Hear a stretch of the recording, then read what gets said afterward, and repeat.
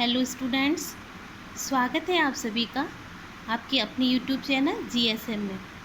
मैं कल्पना तिवारी आज आपके लिए ये उत्तरदायित्व या जिम्मेदारी का जो टॉपिक है इसका दूसरा इसी का पार्ट 2 वीडियो लेकर के आई हूँ, जिसमें आज मैं आपसे चर्चा करूँगी छात्रों के उत्तरदायित्व पर। किस पर चर्चा करूँगी? छात्रों के उत्तरदायित्व पर। इसका जो पार्ट 1 था उसमें मैंने आपसे शिक्षक के उत्तरदायित्व को लेकर के चर्चा की थी, और इस वीडियो में मैं आपसे छात्रों के उत्तरदायित्व को लेकर के चर्चा करूँगी। शैक्षिक वातावरण में छात्रों के क्या उत्तरदायित्व है, या छात्रों के लिए विद्यालय व्यवस्था में क्या क्या उत्तरदायित्व निश्चित किए गए हैं। छात्रों को किन किन जिम्मेदारियों का निर्वाह अपने शैक्षिक जीवन में करना है, जिसमें प्रथम बिंदु बनता है कि छात्र के शिक्षक के साथ संबंध मधुर तथा स्पष्ट होने चाहिए। फर्स्ट बिंदु जो बनता है, फर्स्ट पॉइंट जो बनता है कि छात्र के शिक्षक के साथ मधुर और स्पष्ट संबंध हो। मोस्टली होता क्या कि अगर शिक्षक ने छात्र या छात्रा से कुछ भी कह दिया तो वो शिक्षक उस छात्र छात्रा के लिए उसका एक तरह से एनिमी बन जाता है, उसका दुश्मन बन जाता है, उसको पसंद नहीं करते हैं। बच्चे जो होते हैं फिर उस शिक्षक में कमियां ढूंढना शुरू कर देते हैं, जबकि ऐसा करना क्या है, गलत है। कमी वही निकालेगा आपके अंदर जो आपको बेहतर बनाना चाहता है, और जो आपको बेहतर बनाना चाहता ही नहीं वो आपके अंदर कमियां ढूंढ ही नहीं पाएगा। एक तुलसीदास की एक दोहा मुझे याद आ रहा है, तुलसीदास का ही है। निंदक नियरे राखिए आंगन कुटी छवाए, बिन पानी साबुन बिना निर्मल करे स्वभाव। मतलब निंदक नियरे राखिए, जो आपकी बुराई करते हैं उनको हमेशा अपने पास पास ही रखना है। आंगन कुटी छवाए, बिन पानी साबुन बिना, मतलब वो लोग कुछ भी यूज नहीं करते। निर्मल करे स्वभाव, मतलब आपको और अच्छा निर्मल, आपको और सुंदर बना देंगे। क्यों? क्योंकि वो आपके अंदर कमियां ढूंढते जाएंगी और आप उन कमियों में सुधार करते जाएंगे। तो फिर क्या होगा, जब आप अपनी कमियों, जितना आपके अंदर जो इंसान ज़्यादा कमी निकालता है, समझ लीजिए कि वो इंसान आपको और ज़्यादा निखारना चाहता है। तो अगर कोई शिक्षक आपको डांटता है या आपके अंदर कोई भी कमी निकालता है तो उसको आपको बुरा नहीं मानना है। मीन्स वो शिक्षक आपको और भी बेहतर बनाना चाहता है, और कोई भी शिक्षक ये नहीं चाहता कि आप पीछे रहें। हर शिक्षक यही चाहता है कि आप उस शिक्षक से बेहतर बने। इसका मतलब ये नहीं है कि वो शिक्षक आपकी नज़रों में बेवकूफ़ है, मीन्स आप उससे ज़्यादा इंटेलिजेंट है, ऐसा कुछ भी नहीं है। हर गुरु ये चाहता है कि उसका शिष्य उससे बेहतर बने, और बेहतर बनाने के लिए उसके पास जो भी ज्ञान होता है वो आपको दे देता है, और आप अपने आप को वो ज्ञान ग्रहण करने के बाद समझते हैं कि आप गुरु से भी ज़्यादा ज्ञानवान हैं। मान लीजिए आपके पास अधिक ज्ञान है तो आप उस ज्ञान को अपने लक्ष्य की प्राप्ति की ओर लगाइए, ना कि किसी की कमी ढूंढने में। ये होता है छात्रों का उत्तरदायित्व। किसी की कमी ढूंढने में अपने ज्ञान को बर्बाद ना करें, आप अपने लक्ष्य की प्राप्ति में उस ज्ञान का अर्जन करें। ये होता है छात्र का प्रमुख उत्तरदायित्व। और अपने शिक्षक के साथ मधुर संबंध बनाएं। दूसरा क्या है कि छात्र को शिक्षक के दिशा निर्देशानुसार कार्य करनी चाहिए।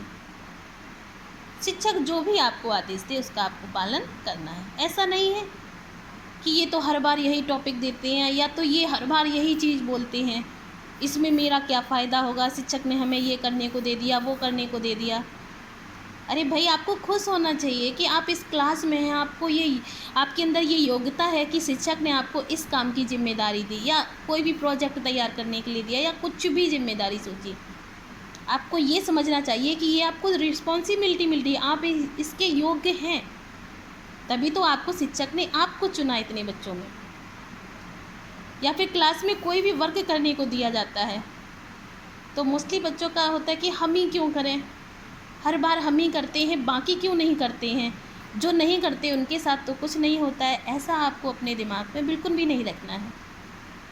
जो नहीं करते हैं वो नहीं करते हैं, फिर वो नहीं कर पाएंगे कभी भी उस कार्य को। और अगर आपने किया है तो आप उस कार्य को हमेशा कर पाएंगे, किसी दूसरे को उस कार्य को करने में और परफेक्ट और अच्छा तरीके से दूसरे इंसान को वो मार्गदर्शन बता सकेंगे और अच्छे से किसी दूसरे व्यक्ति को वो कार्य सिखा सकेंगे।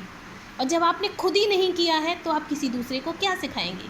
मीन्स आप अपने भविष्य में कभी भी एक अच्छे शिक्षक साबित नहीं हो सकेंगे। जब आपने किया है तभी तो आप सिखा पाएंगे। और जो नहीं करते हैं वो नहीं करते तो वो नहीं जानते भी हैं। भले ही भी किसी भी पद को प्राप्त कर ले, लेकिन उनको खुद पता होगा, वो अपने अंतर मन में जानते होंगे कि उन्हें कुछ नहीं आता है, वो नहीं उस चीज़ में परफेक्ट है। लेकिन जिन्होंने किया है वो देर से ही भले ही अपने लक्ष्य को प्राप्त करें, लेकिन उन्हें ये पता होता है कि मेरे अंदर ये योग्यता है, मैं इस कार्य को कर सकता हूँ। ऐसा छात्र के अंदर एक आत्मविश्वास होना चाहिए। नंबर तीसरा बिंदु जो बनता है वो है छात्र को पाठ्य सहगामी क्रियाओं में भाग लेना चाहिए ताकि उसका शारीरिक विकास हो सके तथा अन्य प्रतिभाओं का भी विकास हो सके। कक्षा कक्ष के अंतर्गत या विद्यालय प्रांगण के अंतर्गत जो भी सहगामी क्रियाएं होती है उसमें प्रत्येक छात्र छात्रा को भाग लेना चाहिए ताकि उसका शारीरिक विकास हो सके और उसकी प्रतिभा का भी विकास हो सके। उसके अंदर, मैंने अभी बात की ना, उसके अंदर जो गुण है, जो प्रतिभा है, वो निखर के आ सके। अगर आप अपनी प्रतिभाओं को ऐसे ही छुपा के रखेंगे तो कभी कोई नहीं जान पाएगा कि आपके अंदर कौन सी प्रतिभा है। और यदि आप अपनी प्रतिभा को बाहर निकालेंगे तो जो भी उसमें कमियां होंगी उनमें सुधार होगा और एक ना एक दिन आप अपनी प्रतिभा को लेकर के एक परफेक्ट इंसान बन जाएंगे।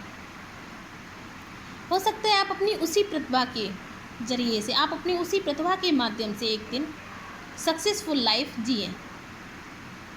हो सकता है आप उसी प्रतिभा के माध्यम से एक सफल मनुष्य बन सकें अपने जीवन में। तो हमेशा अपने विद्यालय की जो भी शारीरिक विकास से संबंधित जो भी क्रियाएं हों, जो भी सहगामी क्रियाएं हों, उनमें आप अवश्य भाग लें ताकि आपका सर्वांगीण विकास हो सके। नेक्स्ट पॉइंट बनता है छात्र को विद्यालय के सभी कार्यों में अपना सहयोग तथा उत्तरदायित्व निभाना चाहिए। सभी छात्र छात्राओं को अपने विद्यालय के अंतर्गत जो भी विद्यालय के कार्य होते हैं उसमें अपना सहयोग करना चाहिए और अपने उत्तरदायित्व का निर्वाह करना चाहिए। क्योंकि विद्यालय भी क्या होता है? एक घर होता है बच्चों का। विद्यालय भी आपका घर है और अपने घर को सजाना संवारना घर के लोगों के, जो भी उस घर में रहते हैं उन लोगों की जिम्मेदारी होती है। तो छात्र छात्राओं के लिए विद्यालय ही उनका घर होता है, शैक्षिक प्रांगण है उनका।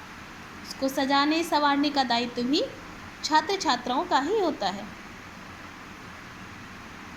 क्योंकि आप विद्यालय में एक आयु वर्ग तक ही तो रहेंगे, जब तक आपका शैक्षिक कार्य चल रहा है, जब तक आप पढ़ाई कर रहे हैं, तभी तक तो आप उस विद्यालय से एक तरीके से आना जाना आपका रहता है। और जिस दिन आप अपनी लक्ष्य की प्राप्ति कर लोगे, आप अपने मानव जीवन की और अधिक जिम्मेदारियों में बंध जाओगे।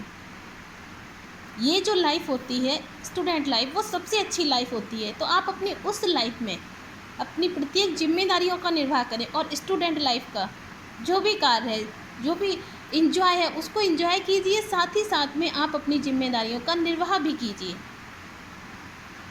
विद्यालय के सभी कार्यों में अपना सहयोग दीजिए और अपनी शिक्षा की तरफ विशेष रूप से ध्यान दीजिए। क्योंकि जब शिक्षा है आपके पास तभी आप शिक्षार्थी हैं, क्योंकि आप यहाँ पर विद्यालय प्रांगण में शिक्षा ग्रहण करने आए हैं। तो शिक्षा की तरफ भी ध्यान देना है, पाठ्य सहगामी क्रियाओं में भी भाग लेना है और विद्यालय के सभी कार्यों में भी। मीन्स आपका चहुमुखी विकास होना है, आपका सर्वांगीण विकास होना है विद्यालय प्रांगण के अंतर्गत। इसके बाद पॉइंट बनता है कि विद्यालय व्यवस्था के प्रति छात्र का दृष्टिकोण सकारात्मक होना चाहिए, जो कि आज के समय में बहुत कम देखने को मिलता है। आज के समय में, वर्तमान समय में जो भी छात्र छात्रा हैं उनका दृष्टिकोण सकारात्मक हो, ऐसा बहुत ही कम हमें देखने को मिलता है। तो बस ये कहते हैं कि सर हमें आना नहीं है कॉलेज में और शिक्षा पूरी ग्रहण करनी है, किसी भी पाठ्य सहगामी क्रिया में भाग नहीं लेना है, विद्यालय की किसी भी कार्य में अपना सहयोग नहीं देना है। लेकिन हाँ, उन्हें अपनी शिक्षा के जिस भी लेवल में वो पढ़ाई कर रहे हैं उस पर सफलता 100% की चाहिए। इतनी उनके ऊपर जिम्मेदारी नहीं है वर्तमान समय में जितनी कि शिक्षकों के ऊपर हो गई है। और एट लास्ट होता है कि शिक्षकों ने अच्छा नहीं पढ़ाया। तो सिर्फ शिक्षक नहीं, इसमें छात्रों को भी अपने उत्तरदायित्व का निर्वाह करना है। जब छात्र अपने उत्तरदायित्व का भली बात निर्वाह करेंगे, जब छात्र अपने जिम्मेदारियों को बखूबी निभाएंगे, तो सफलता उनके पास चल के आएगी। सफलता खुद ब खुद उनके पास चली आएगी। आशा करती हूँ आपको मेरा टॉपिक समझ में आया होगा। अपनी वाणी को हम यहीं विराम देते हैं और अपने थर्ड पार्ट में, जिसमें हम आपसे चर्चा करेंगे अभिभावकों के उत्तरदायित्व। धन्यवाद।